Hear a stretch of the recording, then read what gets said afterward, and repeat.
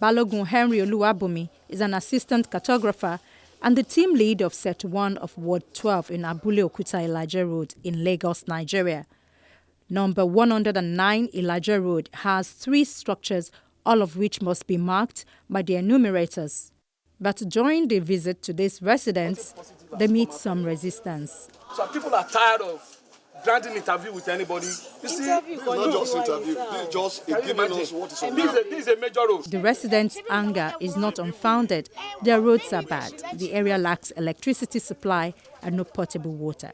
For them, this is not the time to respond to any inquiry from the government. But with some persuasion, the angry man changed his mind. We have 6 different families. Okay, sir. And most of them has about 3 children, 4 children. They live both husband and wife. Okay. Apart from the landlord. Okay. The landlord also has 2 children. 2 children. 2 children. 1 female boy, 1 female, 1 girl.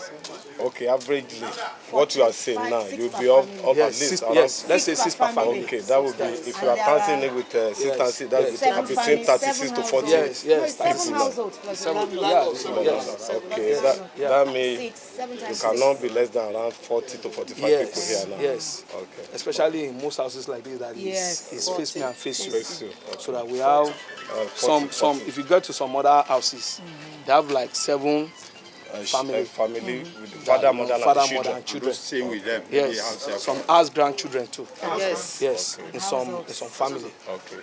This is number 109, Ilaje Yes, Road. Ilaje Road. Okay. House 109 Ilaje Road has 3 freestanding structures, and each of these structures must be marked.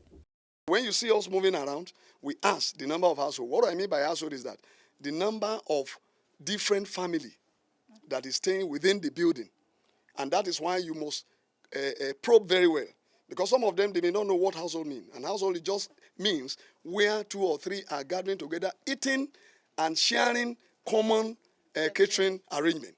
And you have to let them know so that they will not feel that, oh, in this house, we are just one family, and we are just a Adisa family. No, we let them know that if Adisa is having a child who is married, his family on his own, and so on and so forth. So when they understand all this, they will now give us exactly what we need.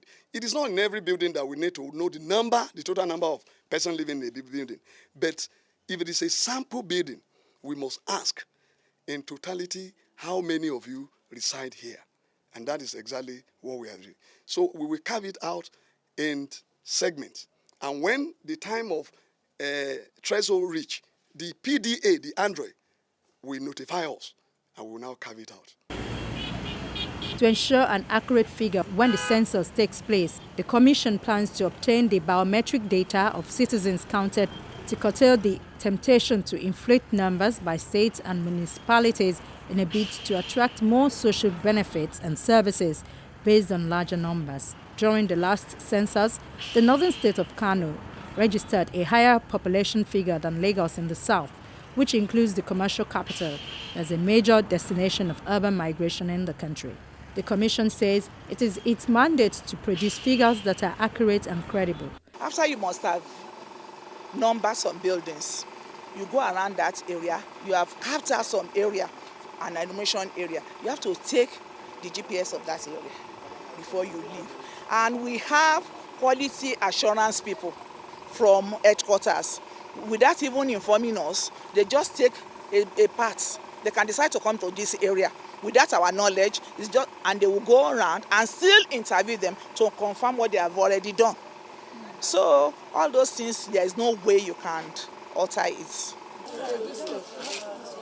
The agency says it is making efforts to improve birth and death registration records to enable more accurate adjustments of population figures between census years. Only 40% of births and 10% of deaths are currently registered in Nigeria. And we find that in communities where there is a lot of deprivations, the same deprivations falls on children.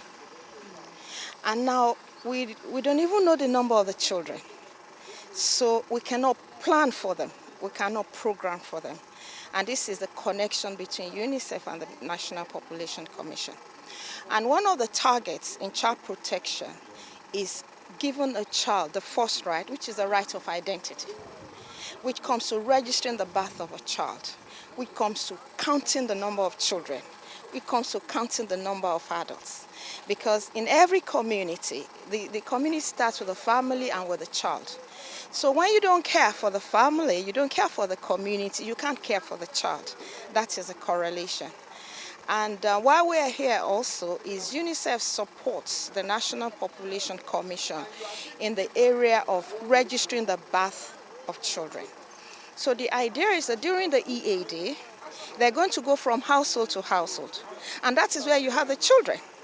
So we're just trying to use, the same opportunity that instead of coming back to start counting children, why don't you count the children as you are doing the household listing, so are looking at the EAD. We are also seeing the importance of birth registration in the sense that it complements census that we're doing. So for example, we know this year we're doing census, or next year we're doing census. But 1 million children have been registered, so you can begin to project. Because to get a census figure is those who are born minus those who have died and those who have migrated. So this is what UNICEF does to make sure that even the census eventually is made easier. Because here we have a projection based on the number of children that are born per year, and it helps us to plan for the next 10 years. Census is not a simple exercise, and it requires a lot of activities and planning. There is need for demarcation of enumeration area, which has been commenced by the Population Commission. There is need to have a very good census questionnaire that will be acceptable to all and sundry, and there is publicity aspect that should be carefully handled by professionals. Apart from these, there is a lot of training that should be done for all those that will be involved in one way or the other among various other activities. The logistic and some other activities have to be planned. For the exercise, a lot of fund will be needed. We want to give Nigerians a developmental baby that will suit every purpose. You can't look at the money. You can't look at the amount, because if you do, you never do it. And once any government does not have accurate data, it's like the government is beating its fists in the air, because you don't know what you're doing. But it's with the data that is accurate, a demographic data that is specific, accurate, and verifiable, that the government can plan for development. So we can't look at the money. And secondly, usually for censuses in this country, the multilateral organizations usually assist our country. The Senate on the 18th of October 2016 called on the federal government to set aside the year 2018 for the conduct of a fresh census. It has asked President Muhammadu Buhari to issue a proclamation for a population and housing census to be held in 2018. The lawmakers directed the Secretary to the Government of the Federation, the National Population Commission, and other relevant agencies to make adequate provision in the 2018 budget as a critical prerequisite towards the proposed 2018 population census. The issue of determining the population of Nigeria has been a very contentious issue. People believe that population is a political weapon. The higher the number, the more government amenities an area will stand to attract. Higher population figures lend credence, among other reasons, to the demand for more seats in the parliament, more local governments, and more states for a particular tribe or religion. If we've been able to do the census that's supposed to be done earlier, we wouldn't be having all these troubles. And that's why I'm saying this is like a baseline. We're just starting. We've not been doing census, because there should be a seamless map of the federation with all the freestanding buildings and ascribing them with the appropriate details.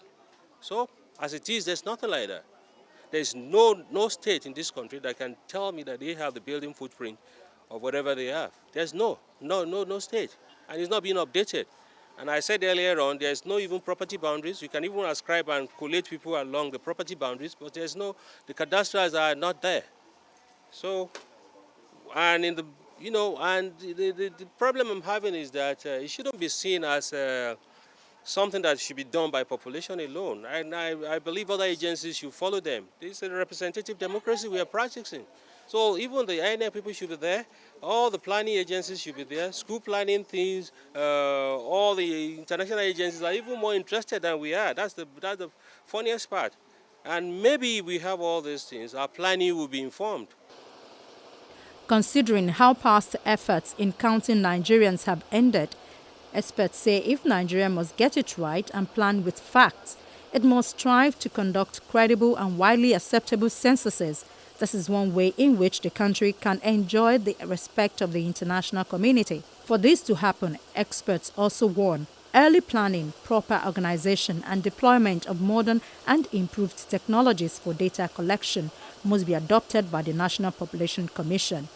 The Commission must also adequately reorientate and sensitize the populace to eliminate wrong perceptions and prejudices that bedeviled previous attempts at successful national population censuses. That's our program for today. Thank you for being a part of it. I'm Ayola Kasim, asking you to join us next week for another episode of the program. But you can view this episode or any other episode of the program by going to our YouTube channel, youtube.com/channelsweb. Click on the playlist menu and then click a file. From all the crew here in Lagos, it's bye for now.